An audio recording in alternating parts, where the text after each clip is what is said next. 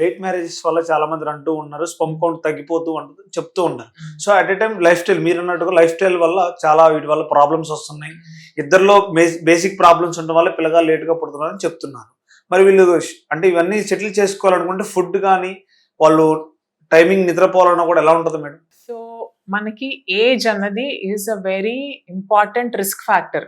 Women కైనా కానీ, men కైనా కానీ ఏజ్ పెరిగే కొద్దీ the quality of the oocyte and the quality of the sperm is decreasing. ఎందుకు? ఆడవారు ఎస్పెషల్లీ మనకి చిన్నప్పుడు పుట్టినప్పుడే, బర్త్ అప్పుడే ఒక సెట్ నెంబర్ ఆఫ్ ఎగ్స్తో పుడతాం. ఆ సెట్ నెంబర్ ఆఫ్ ఎగ్స్ అన్నవి మనం ఏజ్ అయ్యే కొద్దీ ఆ ఎగ్ కూడా ఏజ్ అవుతూ ఉంటుంది.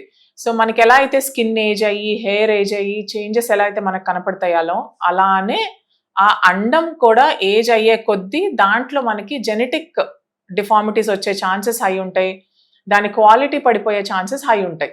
So as early as possible కుదిరితే ప్రెగ్నెన్సీ ప్లాన్ చేసుకోవటం అనేది చాలా ఇంపార్టెంట్. అలానే ఒకప్పుడు ఓన్లీ ఎగ్ ఒక్కటే మనకి ఏజ్ అవుతుంది అన్నది స్టడీస్ ప్రూవెన్ చేశారు. అలానే రీసెంట్గా మనకు వచ్చిన స్టడీస్ ద్వారా ఏం చేస్తుందంటే ఏజ్ అయ్యే కొద్దీ వీర్య కణాల క్వాలిటీ కూడా పడిపోతూ ఉండటం ఈ మధ్య చూస్తున్నాం. ఎందుకు? ఓవరాల్గా లైఫ్ స్టైల్ మారిపోవటం వల్ల వీర్య కణాలు ఈవెన్ దో వీర్య కణాలు ఏంటంటే వన్ గుడ్ థింగ్, మనకి ఎవ్రీ 3 నెలలు మనకి కొత్త వీర్య కణాలు ఉత్పత్తి అవుతూ ఉంటాయి టెస్టిస్ నుంచి.